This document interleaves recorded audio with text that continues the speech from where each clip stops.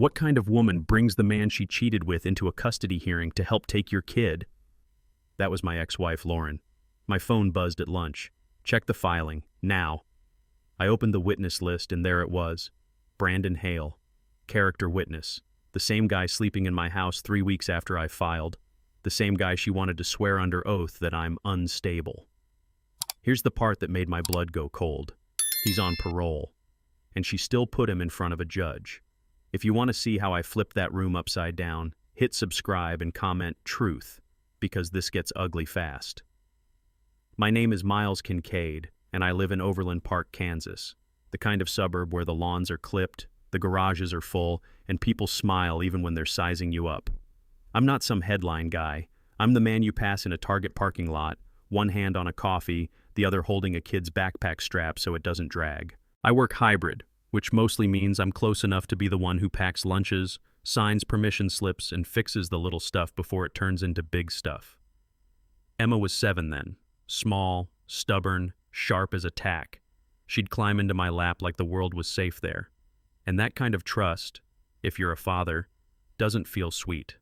It feels heavy, because you know how fast life can take it away. So when people ask why I'm telling this, I tell them the truth. My kid comes first. Period. And the first shot in this war came on a quiet weeknight, from my own kitchen. It was a regular evening, dishwasher humming, Emma coloring at the table, the house doing what houses do when you think you've got time. Lauren walked in and said it like she'd practiced it in the car. I want a divorce. No shaking hands, no tears, just clean, calm words that didn't match a 9-year marriage. Then she slid a folder across the counter. Already drafted, already lawyered. She wanted primary custody, the house, and most of our savings like she was cashing out early. I remember staring at those pages thinking, you don't write something this neat unless you started living without me a long time ago. I asked why primary custody made sense when we'd always split parenting. She didn't blink. She said Emma needed stability and that I'd been absent. That word hit like a fist because I knew what it was for. It wasn't a feeling, it was a strategy. And then she added, real quiet, my attorney says it's the best move. That's when it sunk in. This wasn't a breakup. It was a custody fight. Lauren kept saying primary custody like it was a reasonable request, like she was ordering something off a menu. I asked her straight, why would you need primary when we've always split everything? She didn't even look uncomfortable. She said it again, calm, practiced, because you've been absent. Absent. That word landed like a slap. I saw flashes of my real life. Saturday mornings making Emma's breakfast while Lauren slept in, standing on the sideline at soccer with a folding chair and bad coffee, showing up to every school thing that mattered because that's what dads do when they actually care. And now I'm being labeled like some ghost who drifts in and out. I felt my face get hot, my pride start begging me to explode. But I didn't.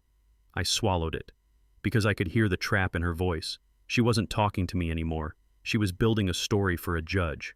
And sitting there in my own kitchen, I realized it. She wasn't leaving me. She was rewriting me. That night, after the house went quiet, I stood in Emma's doorway and watched her sleep. One sock half off, hair stuck to her forehead, breathing steady like the world hadn't changed. And that's what tore me up, because my world was sliding apart, and she had no idea. The thought of losing time with her wasn't dramatic. It was physical, like something tightening around my ribs. I went back to the kitchen, stared at Lauren's folder again, and made myself a promise. I'm not going to win this by yelling. I'm going to win it by proving. So I did the most unromantic thing a man can do when his life blows up. I picked up my phone and lawyered up. Mark Ellison answered with that tired, controlled voice like he'd heard every version of this story. I told him about absent, about primary custody, about the folder. He didn't gasp. He just said, Miles, she's positioning for a fight. Then he paused. Question is, what's she hiding? Mark had me come into his office the next afternoon. Nothing fancy. Beige walls, a coffee machine that tasted like regret, stacks of files taller than my patience. He read Lauren's filing in silence, flipping pages like he'd seen this movie 1,000 times.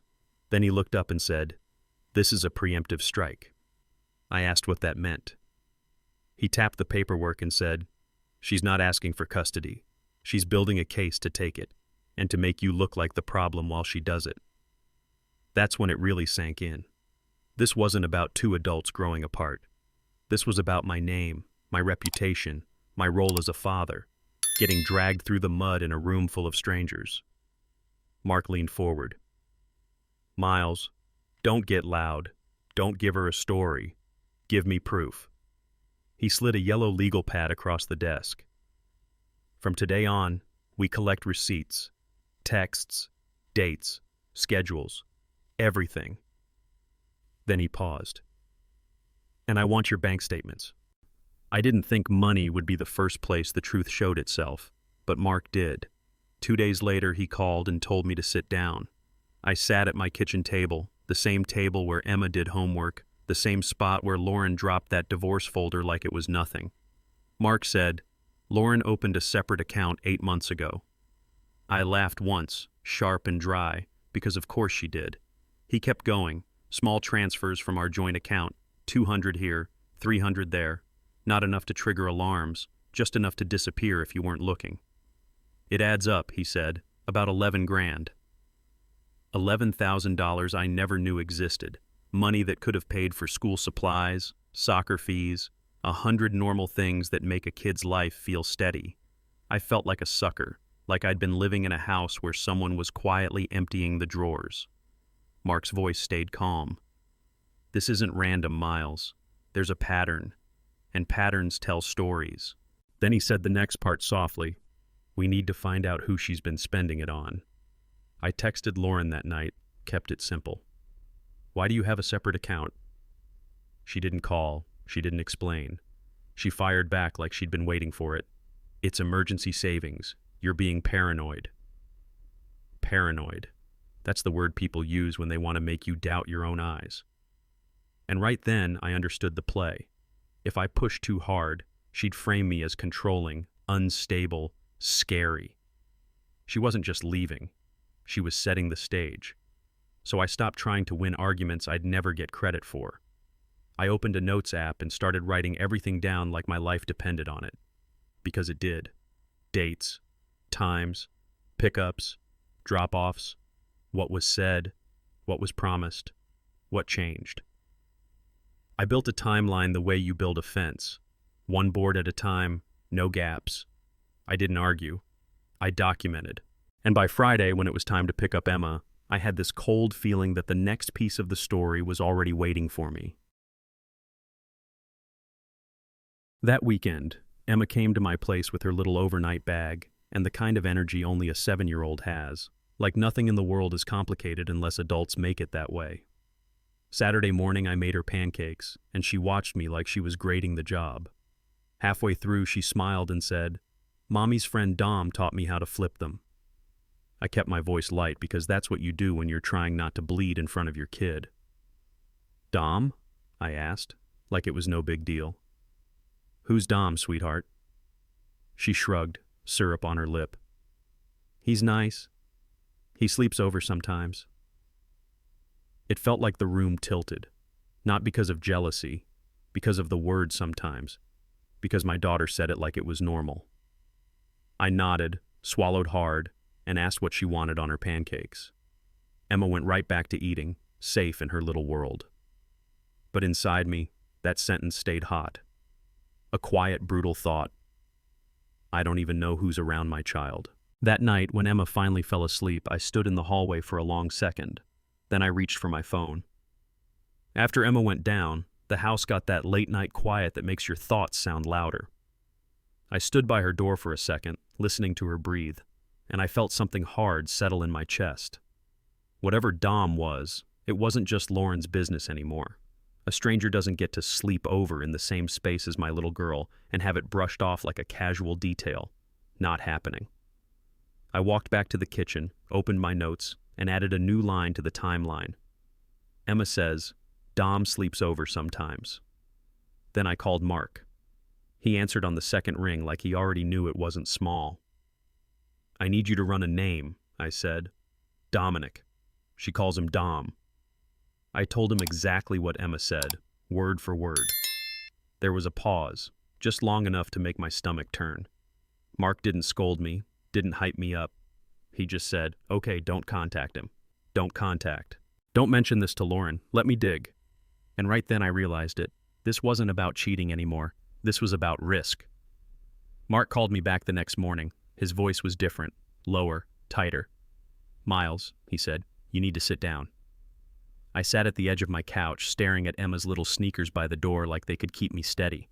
Mark didn't rush it. He laid it out in pieces like he was setting glass on a table. "His name is Brandon Hale," he said. "Not Dominic. Same guy." Then, "Assault conviction, 2019. Then, did 18 months. Each line landed heavier than the last. I could feel my hands go cold. And then he said the word that changed the color of everything. Parole. Brandon wasn't just some new boyfriend. He was a man still being monitored by the state, still living under rules because a judge decided he couldn't be trusted to just be free. Mark kept going. "He's already had issues, missed check-ins, got a final warning." I didn't even hear the rest at first. All I could think was Emma's voice at breakfast. "He sleeps over sometimes." Mark didn't stop at parole. He explained what it actually meant in plain English. Brandon had rules. He had to report. He had to stay employed. And he had to disclose where he lived, any change, any cohabitation, especially if a minor was in the home. Mark said, "If he's staying around a child without approval, that's a serious violation." Then he told me what Brandon's paperwork listed as his address. His mother's apartment across town. Clean, safe, on file, on paper. But real life doesn't live on paper. Real life lives in driveways. So the next Monday, before work, I drove past Lauren's place. It was barely light out, about 6 o'clock a.m., and there it was, Brandon's truck sitting in her driveway like it belonged there, like my daughter belonged in that house with him. That's when the anger turned into something colder. He didn't just enter my life through an affair. He stepped into my child's life through a lie. I wanted to confront Lauren right then. I wanted to text her a photo of that truck and ask her what kind of mother plays house with a parolee. But Mark shut that down fast. "Don't tip your hand," he said. "Let her keep thinking you don't know." So I stayed quiet. I answered pickup texts like nothing was wrong. I kept my tone even. I let her feel comfortable. And behind the scenes, I started building a file. Slow, steady, airtight.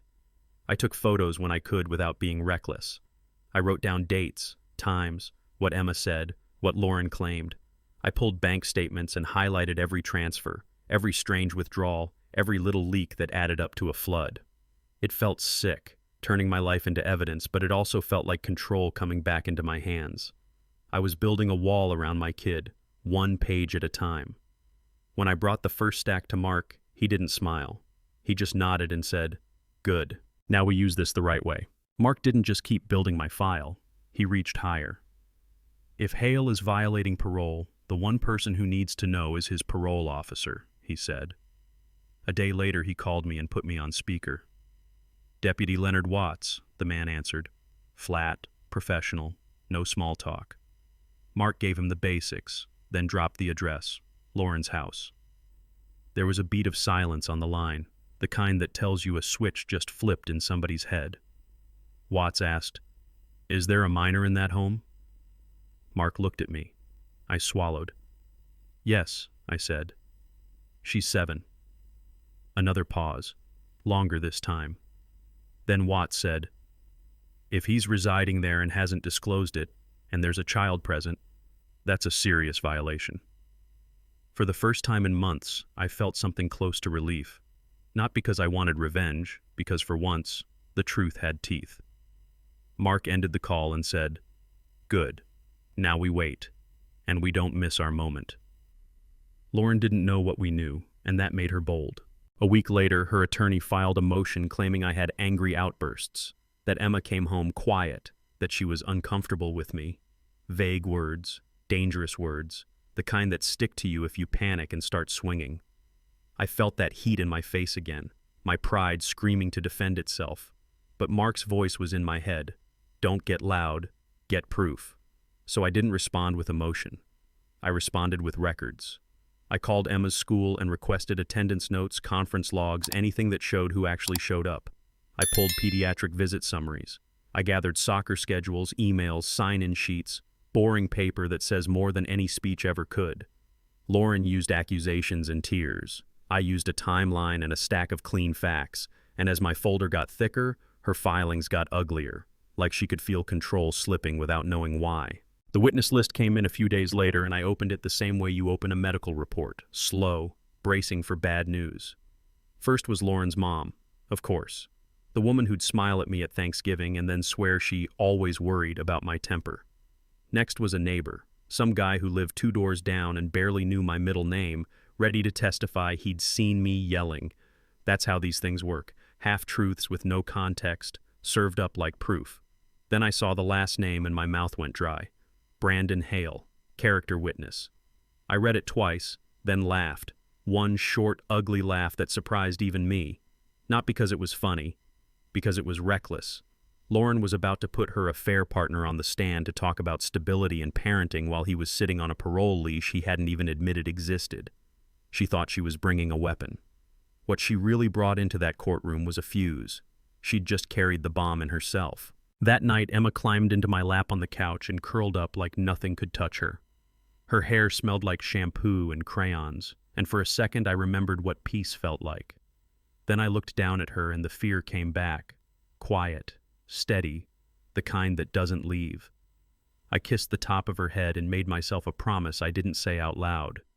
You are not growing up around danger because 2 adults made bad choices. After she went to bed, Mark and I went over the plan again, step by step. We don't swing first, he said. We let them think they're winning.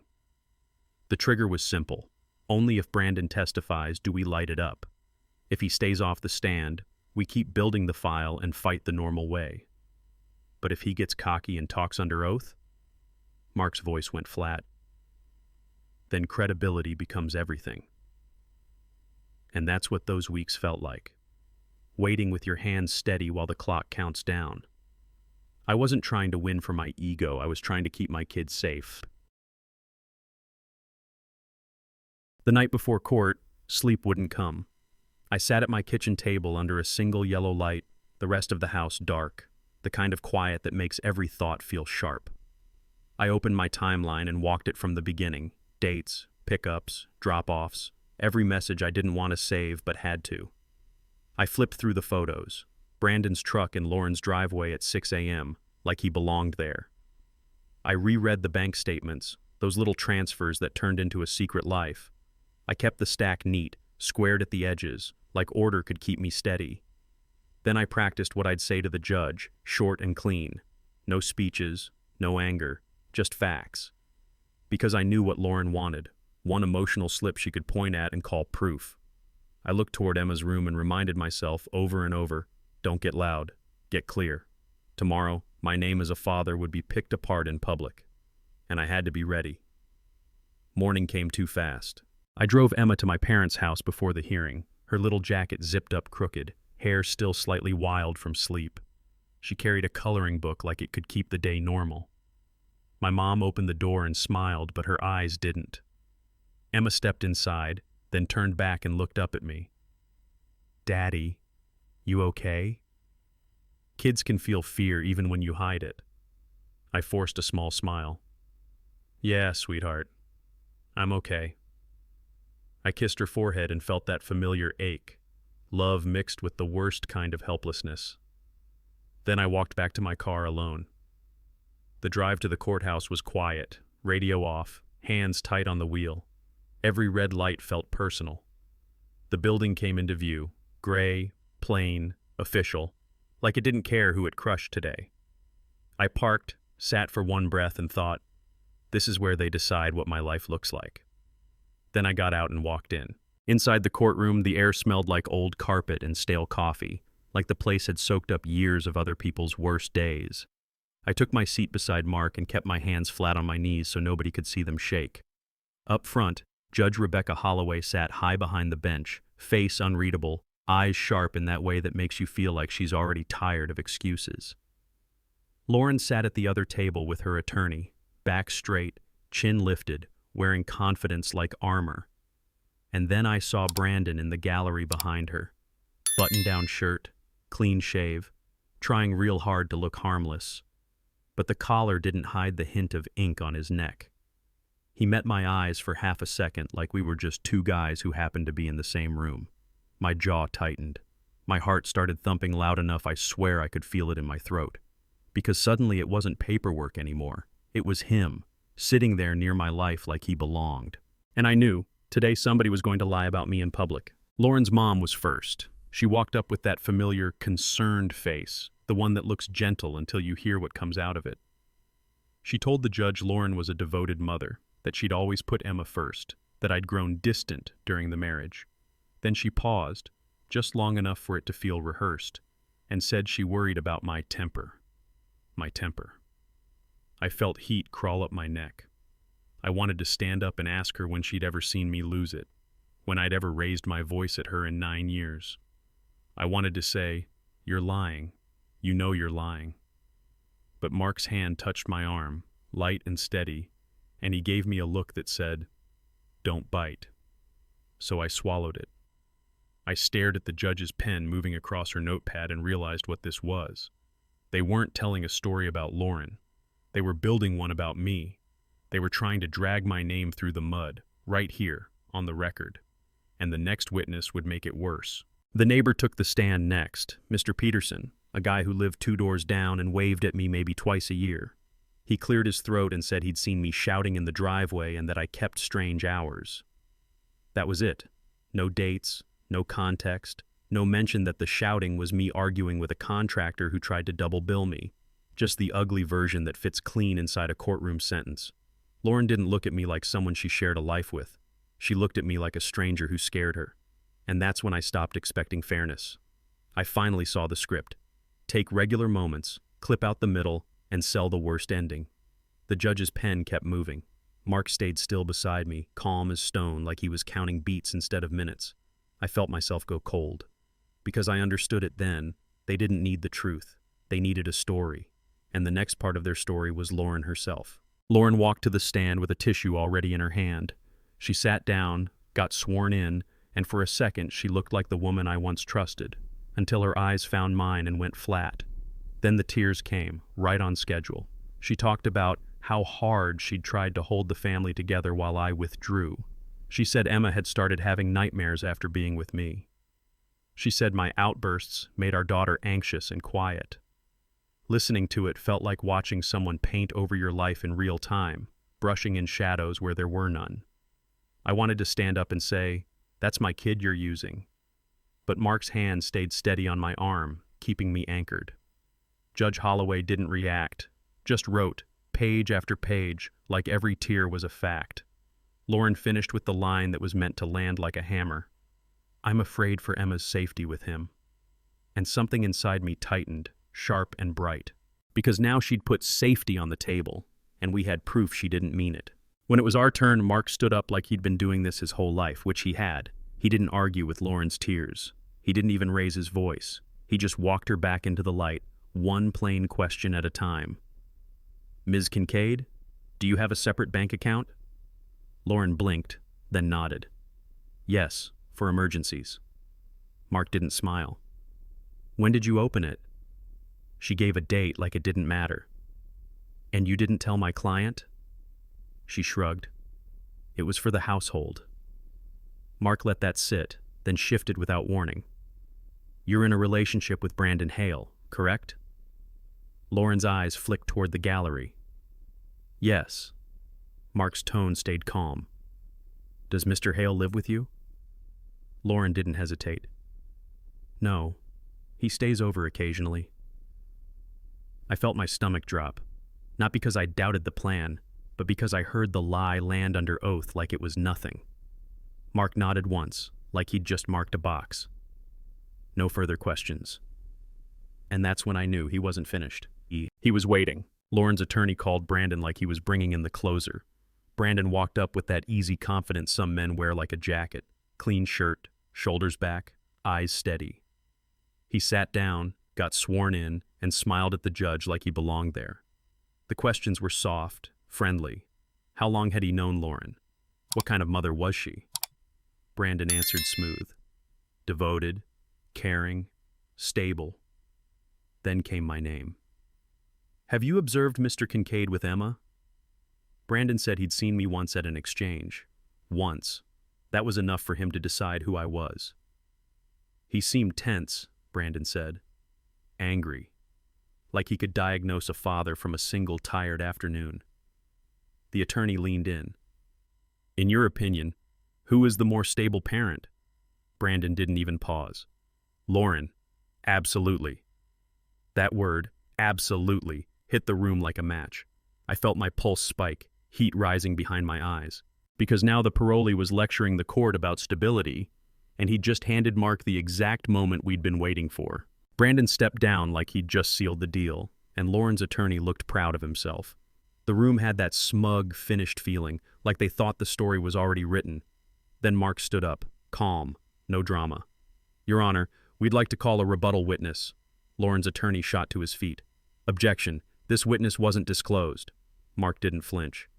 We weren't certain Mr. Hale would testify. His credibility is now directly at issue. Judge Holloway looked over her glasses, eyes sharp.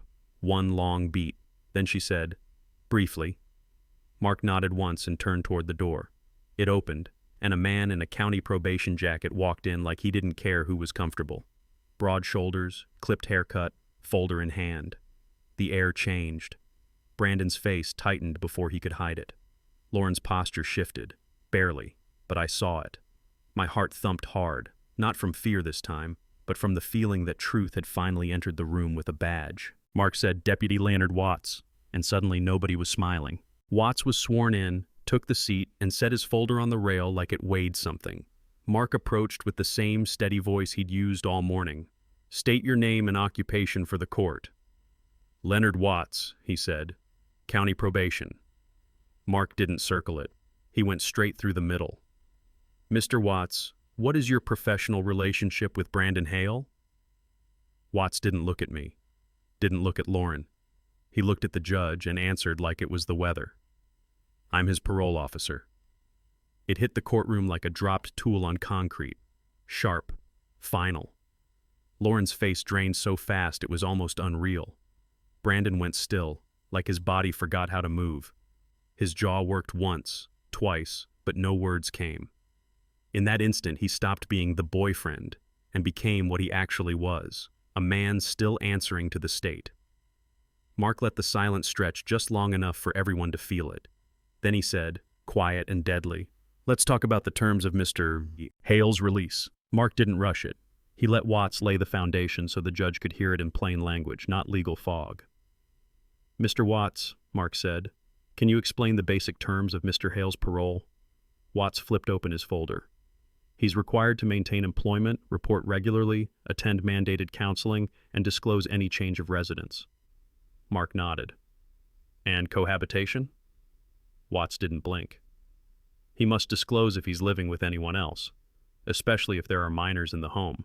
That requires prior approval. Mark let that hang, then asked, what address is currently on file for Mr. Hale? Watts read it off. His mother's apartment. Still. Same as always.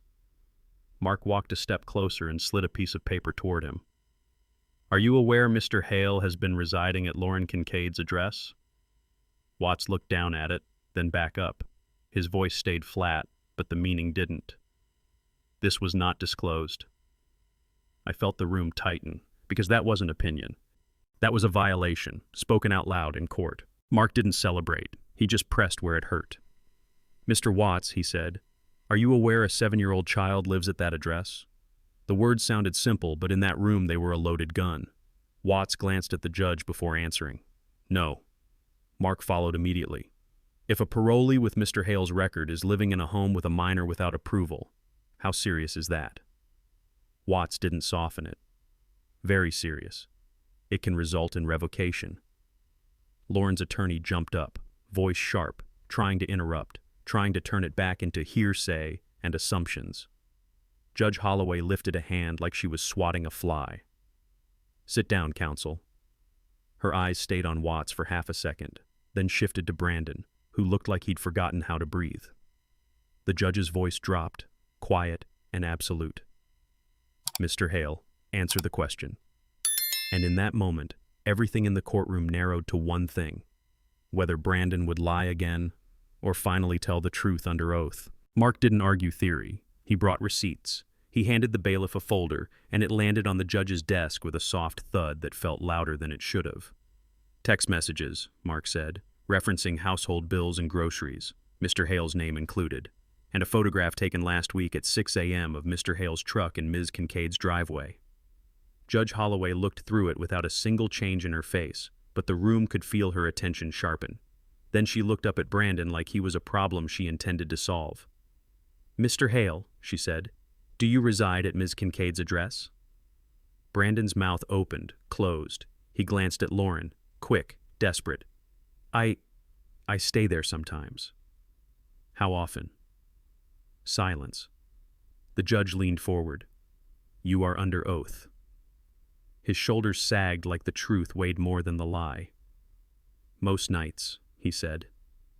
And just like that, the whole story they built, stability, safety, me being the problem, collapsed in one sentence. One. Judge Holloway didn't raise her voice. She didn't need to. She closed the folder, looked at Watts, and said, "Deputy, I'm going to need you to remain after this hearing." Watts nodded once. Then the judge turned back to Brandon. "You're dismissed. I suggest you speak with counsel." Brandon stood up like his legs weren't sure they worked. He didn't look at Lauren. Not once. He walked away from her table as if the space between them suddenly burned. Lauren's attorney tried to recover, shuffling papers, but the energy was gone. The judge asked, "Any further witnesses?" The answer came out small, "No, Your Honor."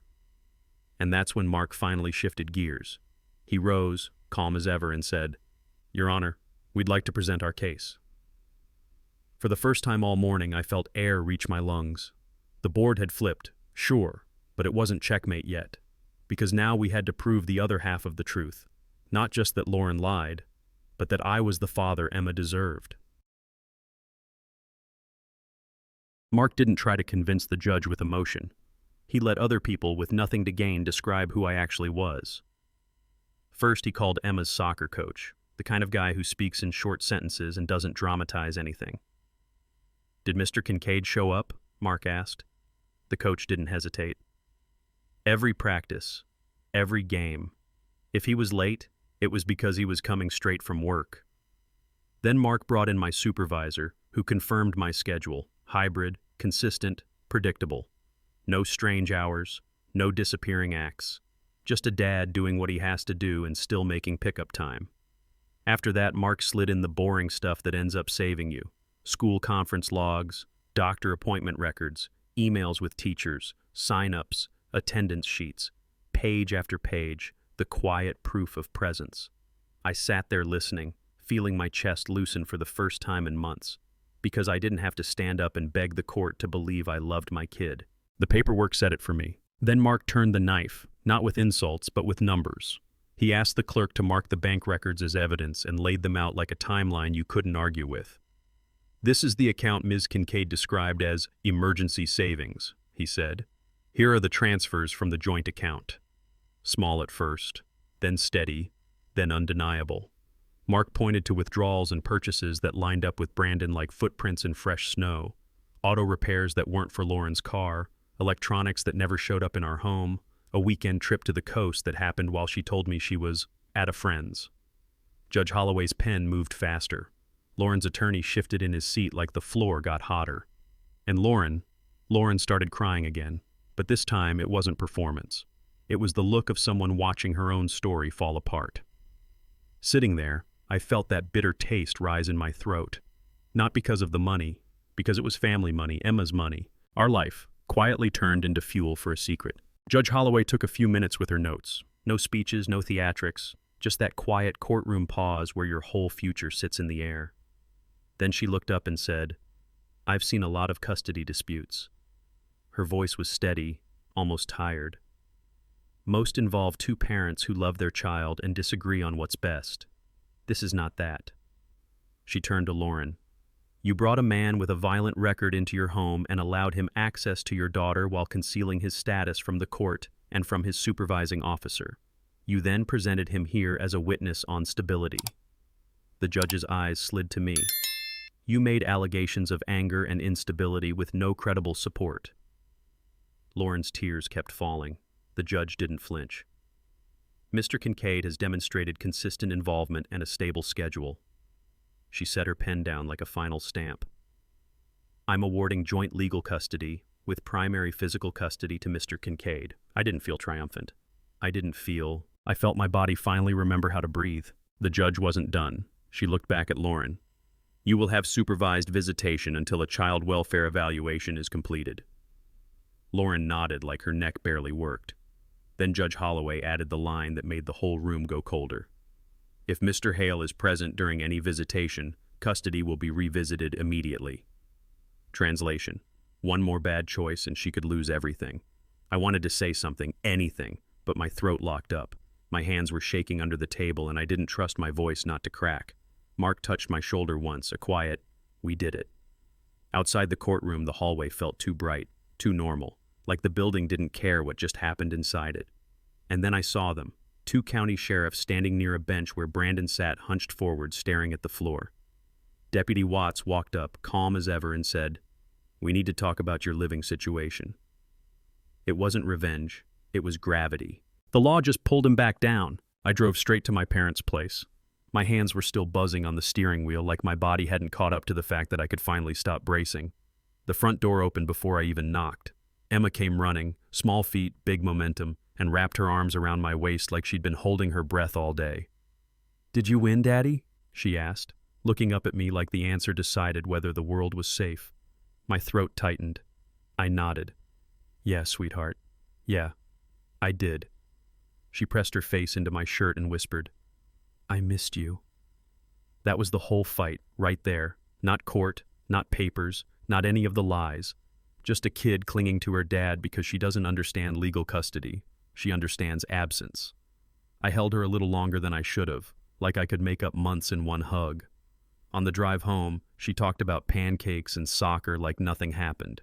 I listened, and for the first time in a long time, I believed her future could be normal. That night, after Emma fell asleep in my house, my quiet house, I sat out on the back porch with a beer I never touched. The air was cold enough to keep you honest. Streetlights made the yards look calm, like nobody ever cried behind those windows.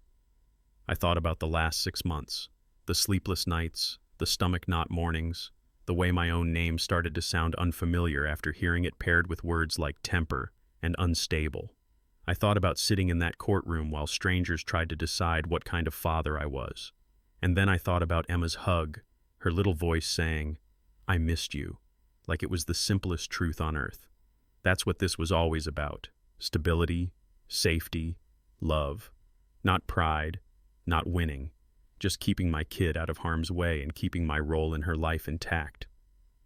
I stared into the dark and told myself, quiet and sure, worth it.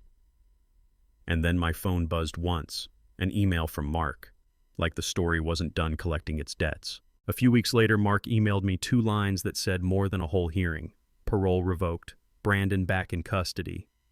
I stared at the screen and waited for the satisfaction people think you're supposed to feel. It didn't come. Not really. I didn't pop a bottle. I didn't call anyone. I just saved the email in a folder and left it there, like you keep a fire extinguisher, hoping you never need it again, but not dumb enough to throw it out. Life kept moving. Emma had school, practices, little worries that fit inside a kid's day. One Saturday after her soccer game, she climbed into the car and asked, real casual, "Why didn't Mommy come?" My hands tightened on the wheel. You can't dump adult mess into a 7-year-old's lap. So I kept it simple. Mom made some choices that weren't safe, I said. Now she has to show the court she can make better ones. Emma nodded like she understood just enough, then asked if we could get ice cream. Kids do that. They survive. Adults complicate it. Adults. 6 months after the hearing, Lauren reached out and asked if we could talk. No lawyers, no emails, just us. I agreed to meet at a coffee shop halfway between our houses, the kind with burnt espresso and men staring into their cups like confession booths. She looked smaller than I remembered, tired, less polished. She didn't have that confident armor on anymore. She said, "I'm sorry," and for once it didn't sound rehearsed. She told me she got caught up, that Brandon made her feel wanted, that she convinced herself I was the problem because it was easier than admitting she broke the family. I listened without nodding, without arguing. When she finished, I said, "Here's the deal. Emma still loves you. She asks about you." Her eyes filled. I kept my voice calm. "I'm not doing this for you. I'm doing it for my daughter. If you want to be in her life, you show up consistently, you stay honest, and you keep your home safe. No games." Lauren whispered yes. I stood up, left my cup half full, and walked out, because the only thing that mattered was picking Emma up from school and keeping her world steady. People hear cheating and think that's the whole story. It wasn't. The affair was just the surface, an ugly symptom. The real fight was about safety and respect, about whether a court would let my daughter grow up around a man who couldn't even be honest about where he slept, and whether my name as a father could be torn down with a few rehearsed tears. I learned something the hard way. In these battles, you don't win by being louder. You win by being steady. You keep your head, you build your timeline, and you bring receipts, because facts don't panic. And when you put the truth in the right place, it speaks for itself. Emma's older now, and our life is stable, not perfect, but safe. So no, it wasn't revenge. It was refusing to lose what was never theirs to take. If you've been through something like this, subscribe and comment truth. I read them, and you're not alone.